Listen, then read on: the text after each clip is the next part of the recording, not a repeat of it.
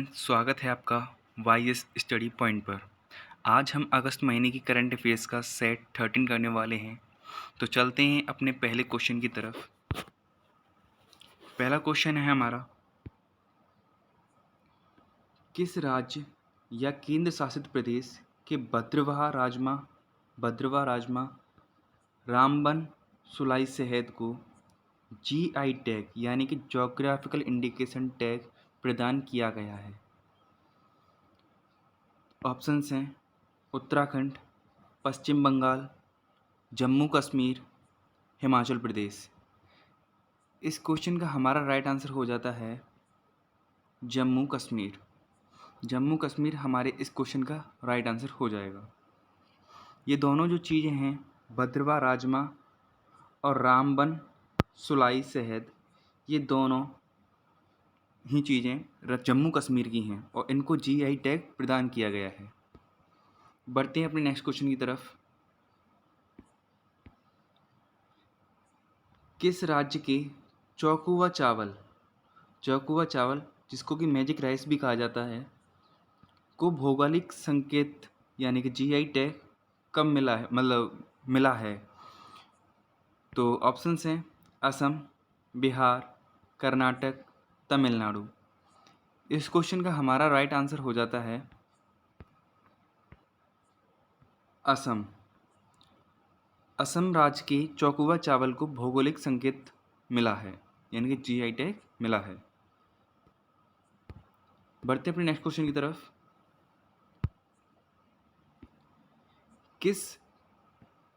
किस प्रसिद्ध वैज्ञानिक को 8वां डॉक्टर एम एस स्वामीनाथन पुरस्कार प्रदान किया गया है? Doctor Devi Shetty, doctor Mohammed Rela, doctor Anita Bhardwaj, doctor P V Satyanarayana. इस क्वेश्चन का हमारा राइट आंसर हो जाता है doctor P V Satyanarayana. Doctor P V Satyanarayana हमारे इस क्वेश्चन का राइट आंसर हो जाएगा। 8वें नंबर का जो डॉक्टर एम एस स्वामीनाथन पुरस्कार है वो डॉक्टर पीवी सत्यनारायण को दिया गया है। बढ़ते हैं अपने नेक्स्ट क्वेश्चन की तरफ।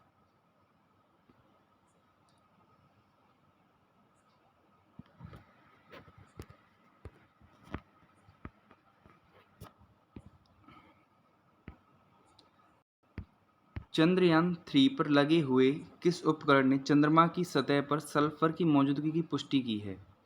यानी कि चंद्रयान 3 पर कौन सा ऐसा उपकरण लगा था जिसने सल्फर की खोज की है? ऑप्शंस हैं लिप्स, इल्सा, सेप या रंबा। तो इस क्वेश्चन का राइट आंसर है लिप्स उपकरण ने चंद्रमा की सतह पर सल्फर की मौजूदगी की पुष्टि की है।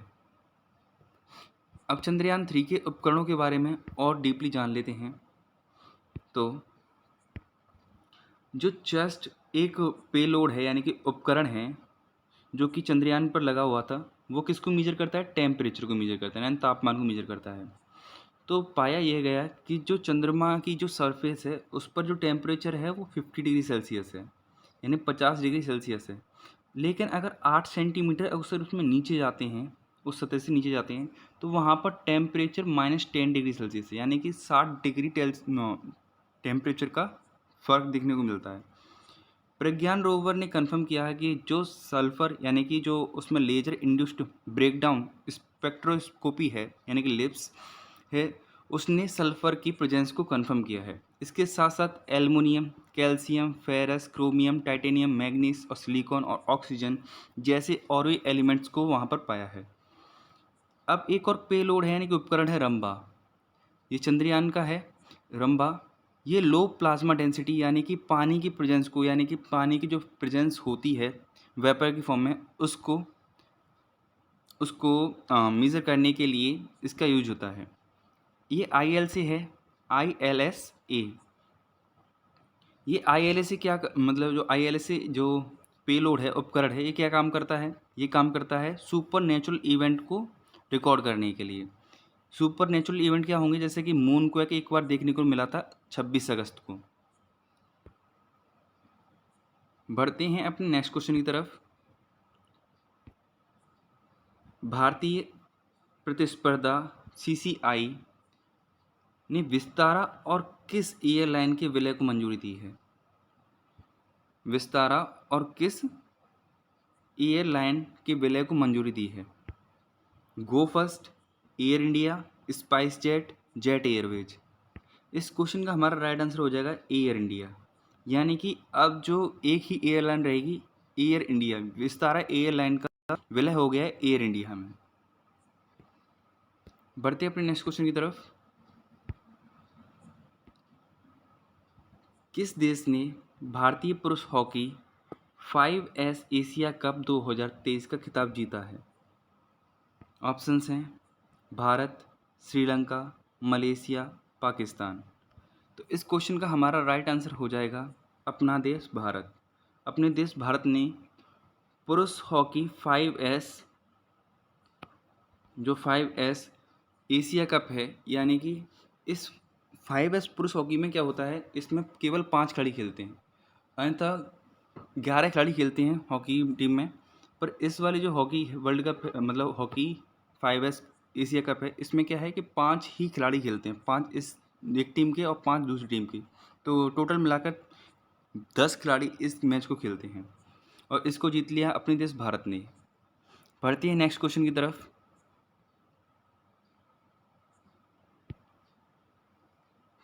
स्वच्छ वायु सर्वेक्षण में किस शहर को प्रथम स्थान दिया गया है? मतलब यानी कि स्वच्छ वायु सर्वेक्षण में पहला स्थान किसने प्राप्त किया है? ऑप्शंस हैं इंदौर, भोपाल, जबलपुर, ग्वालियर। तो इस क्वेश्चन का अपना राइट आंसर हो जाएगा इंदौर। इस क्वेश्चन का अपना राइट आंसर हो जाएगा इंदौर।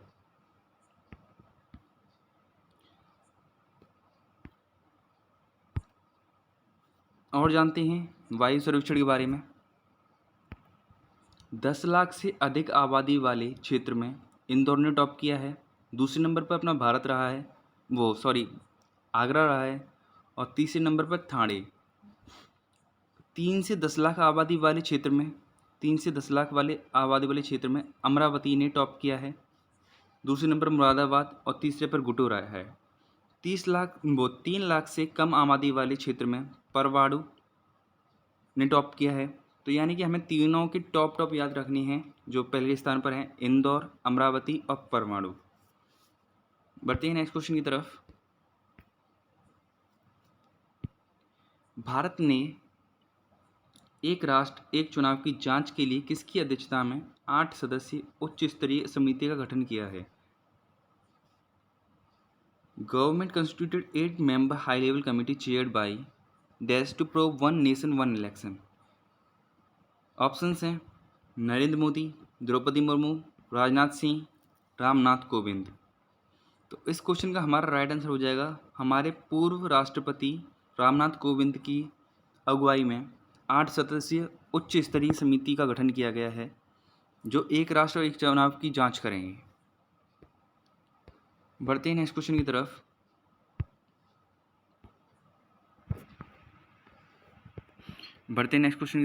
नेक्स्ट क्वेश्चन हमारा क्या कह रहा है, देख लेते हैं इसे। जीरक डायमंड लीग में नीरज चोपड़ा ने भाला फेंक स्पर्धा में कौन सा पदक जीता? रजत पदक, कांस्य पदक, स्वर्ण पदक या इनमें से कोई नहीं? तो इस डायमंड लीग में, जीरक डायमंड लीग में नीरज चोपड़ा ने कांस्य पदक जीता, कांस्य पदक। और इससे पहले जो मैंने एथलेटिक्स चैंपियनशिप कराई थी, उसमें नीरज चोपड़ा ने स्वर्ण पदक जीता था। कंफ्यूज नहीं होना है। तो जीरक डायमंड लीग में कौन सा पदक जीता है? कांस्य पदक जीता है। बढ़ते हैं अपने नेक्स्ट क्वेश्चन की तरफ।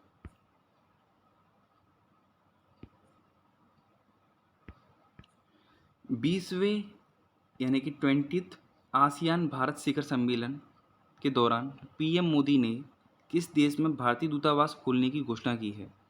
यानी कि पहली बात तो हम ये जानते हैं कि जो भारत और आसियान शिखर सम्मेलन हुआ, ये कहाँ हुआ है?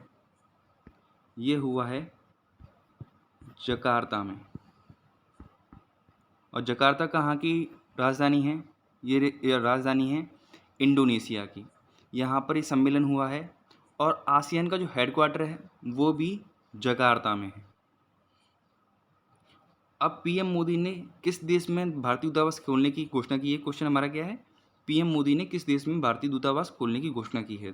तो इस क्वेश्चन का हमारा राइट आंसर हो जाएगा तिमोर लेस्ते। तिमोर लेस्ते इस क्वेश्चन का हमारा राइट आंसर हो जाएगा। इसको ईस्टर्न तिमोर भी कहते हैं। और लेस्ते ही 11वां सदस्य है जो कि आसियान में जुड़ेगा आगे जाकर। तो इस क्वेश्चन से हमने इतनी सारी जानकारी ली। बढ़ते हैं आगे अपने नेक्स्ट क्वेश्चन पर।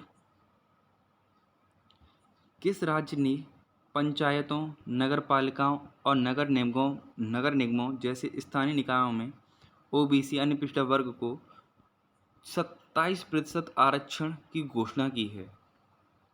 27% आरक्षण की घोषणा किसमें? पंचायतों, नगरपालिका, लोकल बॉडीज में की है। तो इस क्वेश्चन का हमारा राइट आंसर हो जाएगा, ऑप्शंस देख लेते पहले तो, गुजरात, कर्नाटक, तेलंगाना, आंध्र प्रदेश। तो इस क्वेश्चन का राइट आंसर है हमारा गुजरात। गुजरात में पंचायतों, नगरपालिका और नगर निगमों यानी कि स्थानीय निकायों में 27% आरक्षण ओबीसी के लिए किया जा रहा है। बढ़ते हैं नेक्स्ट क्वेश्चन पर।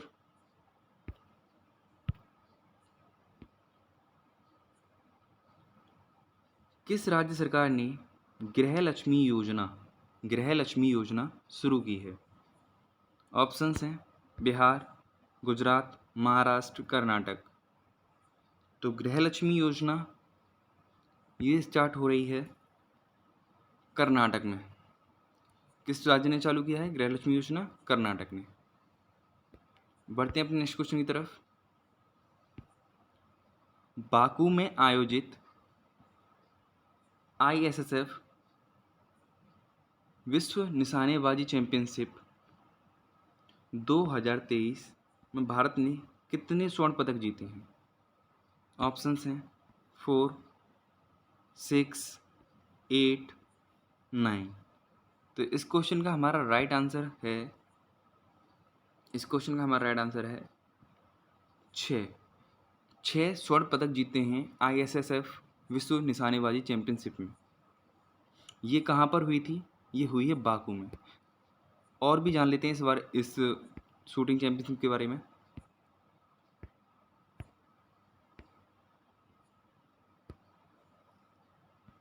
ये कहाँ हुई है? ये हुआ है बाकू, अजरबैजान में। ये 14 अगस्त से 1 सितंबर तक चलेगी। मेडल टेबल में चाइना ने मेडल टेबल को टॉप किया है। इसने 15 गोल्ड मेडल जीते हैं और इंडिया ने 6 मेडल जीते हैं। और इंडिया का स्थान कौन सा है? तीसरा। और टोटल मेडल कितने जीते हैं इंडिया ने? 14 जीते हैं। तो इस क्वेश्चन से हमें इतनी सारी चीज़ें याद रखनी है। बढ़ते हैं अपने नेक्स्ट क्वेश्चन की तरफ। किस कंपनी को 19वें एशियाई खेलों के लिए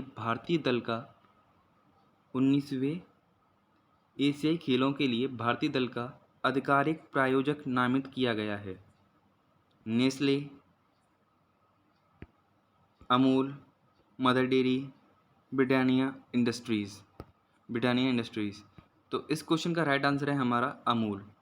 अमूल को भारतीय दल का आधिकारिक प्रायोजक नामित किया गया है 19वें एशियाई खेलों के लिए। तो इस क्वेश्चन का राइट आंसर है हमारा ऑप्शन बी, अमूल।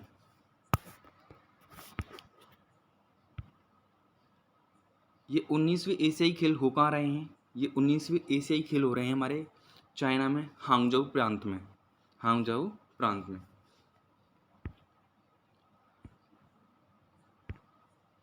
हाल ही में एन वलारमथी का निधन हो गया, उनके बारे में कौन सा विकल्प सही है? एन वलारमथी का निधन हो गया, उनके बारे में कौन सा कथन सही है? ये हमें पता लगाना है। तो पढ़ते हैं अपने पहले ऑप्शन को। वह एक सुप्रसिद्ध लेखिका थी। नहीं, ये गलत है। वह एक प्रसिद्ध भारतीय राजनीतिज्ञ थी। नहीं, ये भी गलत है। वह एक प्रसिद्ध इसरो वैज्ञानिक थी। वह एक अंतर यात्री थी जो अंतरिक्ष में गई थी। नहीं, ये भी गलत है। हमारा ऑप्शन राइट हो जाएगा ऑप्शन सी, वह एक प्रसिद्ध इसरो वैज्ञानिक थी। तो आज के हमारे सारे क्वेश्चन यहाँ ख़त्म होते हैं। ख़त्म होते हैं। तो अगर आपको वीडियो अच्छा लगा हो तो वीडियो को लाइक करें, और ऐसे ही न्यू वीडियोज़ को करंट अफेयर से अपडेट रहने के लिए चैनल को सब्सक्राइब करें। वीडियो देखने के लिए धन्यवाद।